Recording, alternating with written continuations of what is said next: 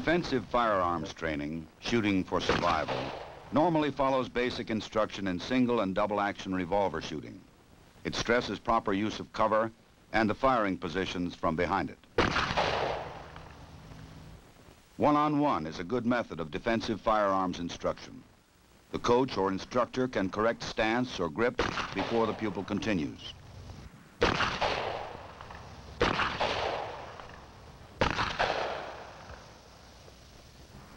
Improved scores from the kneeling weak hand position are immediate. The result of correcting the pupil's bent wrist and forearm are obvious and satisfying. Even good shooters may acquire bad habits when firing from behind barricades.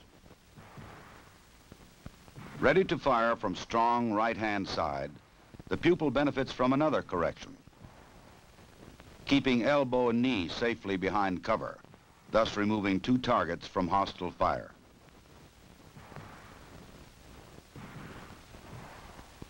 He fires a good pattern with a minimum of bodily exposure. Each firing range may set up its own course, but defensive firearms training objectives remain. Teaching the application of basic shooting techniques to confrontation situations. Failure to provide a firm base when shooting from cover makes for inaccurate shooting.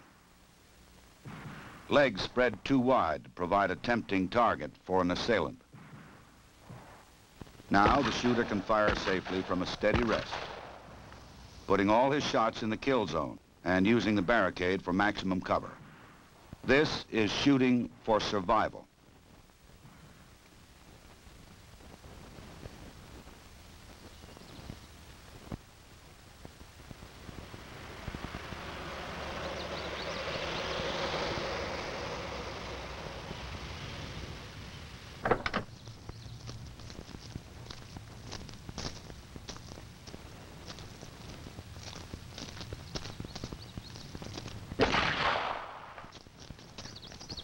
This game warden owes his survival to knowing how ricochet shots may behave.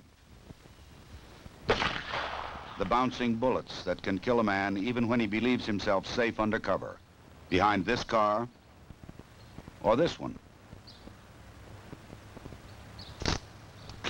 In this demonstration, the instructor aims at a clay pigeon well in front of the car. The rifled shotgun slug does not leave the roadway like a rubber ball at the same angle that it hit. It has ricocheted almost parallel to the ground to pierce the target under and behind the car. Safety lies only in putting a solid object like the wheel or engine of the car between you and your assailant. Let's review this surprising effect again. While a rubber ball thrown to the ground would bounce upward at the same angle, a bullet ricochets almost parallel to the hard surface struck.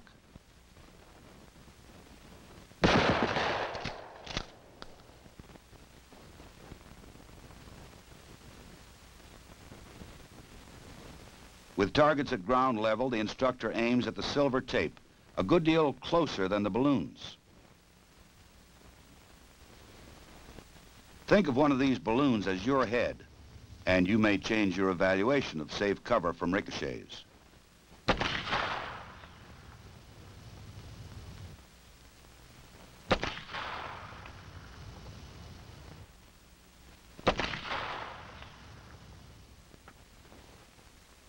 The same principle maintains when a bullet ricochets from a hard vertical surface. The instructor has placed aiming points some distance from the balloon targets.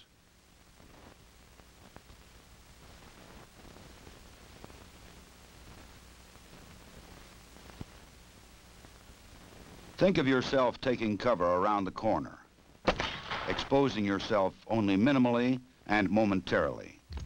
Would you be safe? Your assailant may even aim wide of the corner, as we see here. But the ricocheting bullets almost parallel to the wall could kill you as easily as they burst these balloons. The lessons taught by these demonstrations might someday save your life. Attention units 54 and 55. We have a 1090 at the Alexandria National Bank, 800 South Washington. First unit on the scene, do not enter the bank until the backup unit arrives. 10-4. This is Unit 54 responding.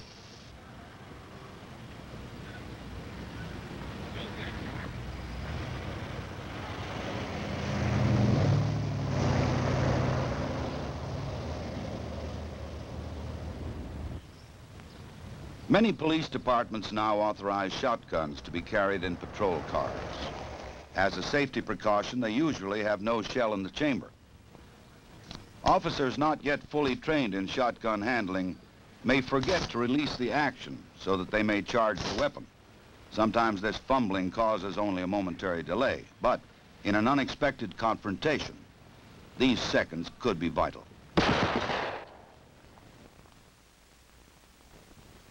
Shotgun instruction, especially with newly issued weapons, must begin with thorough training in gun handling and loading. Releasing the action must become a reflex move, even under stress.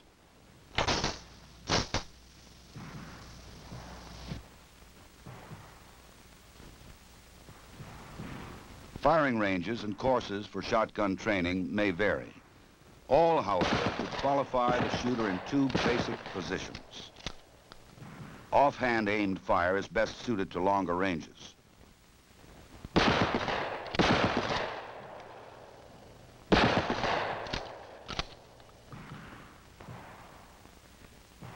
Hip firing is used at close range, where most confrontations do occur.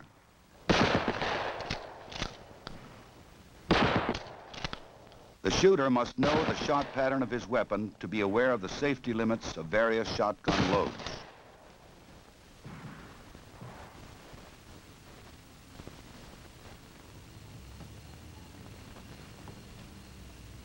Each year, the FBI Uniform Crime Reports tells the grim story of policemen killed.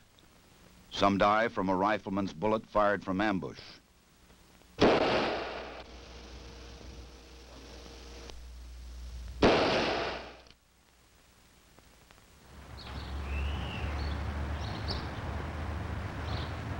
Some die at a closer range, often while performing routine duties.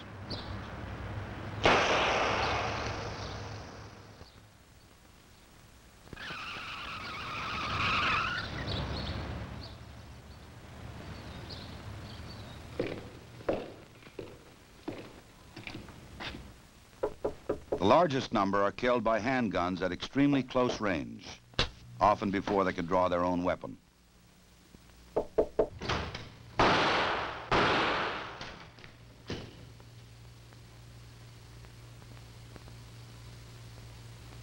Close combat pistol courses meet this challenge by training shooters to fire at targets as close as 3 feet. They will, however, include firing positions used for fast, accurate shooting at slightly longer ranges, from 7 to 15 yards. The point shoulder position fired from a crouch uses the arm as a pointer, with the front sight as the tip. It should form a straight line from shoulder to front sight without bending elbow or wrist, which would deflect the shot.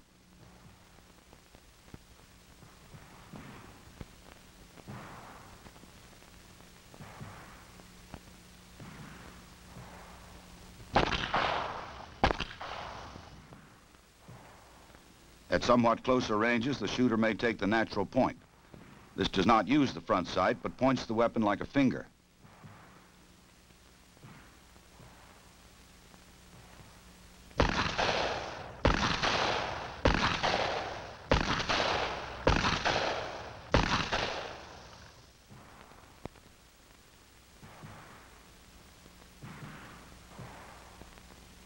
Also fired from a crouch is the hip position. Here, too, the weapon should be pointed at the target like your finger, but the bent arm at hip level makes this position more suitable to shorter ranges, where aim is not as much of a factor as speed. It is, however, on extremely short-range training that the close combat pistol range should concentrate. 2 ready gun positions should be taught. The first has the elbow resting on the hip, the weapon extended for fast pivot if necessary. This position could be used to search a room or to cover a partner at very close range.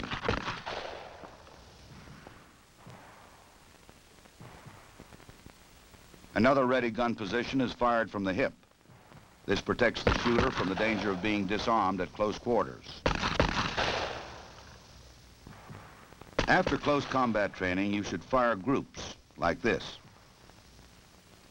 Without it, the records show many instances of clean misses in close combat situations, and all too often you get no second chance. To provide a practical and competitive exercise in close combat, the FBI firing ranges in Quantico, Virginia, have constructed a prototype dueling course. Okay, gentlemen, on the line, start walk.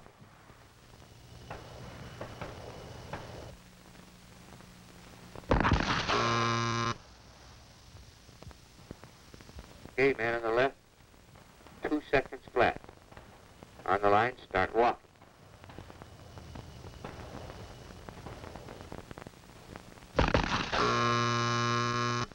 Man on the right this time, 1.25. Start walk. The final firing position is 21 feet from the bladed targets. The dueling course is a useful training tool to simulate the fast reactions and proper shooting techniques you will need in a close combat situation. Effective use of cover may someday save your life on the street.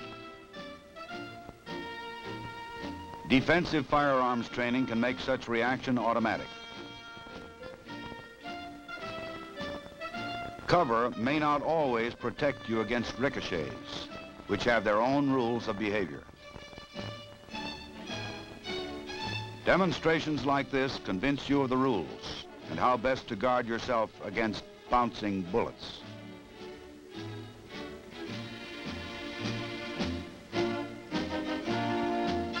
Many law enforcement agencies have authorized the use of shotguns.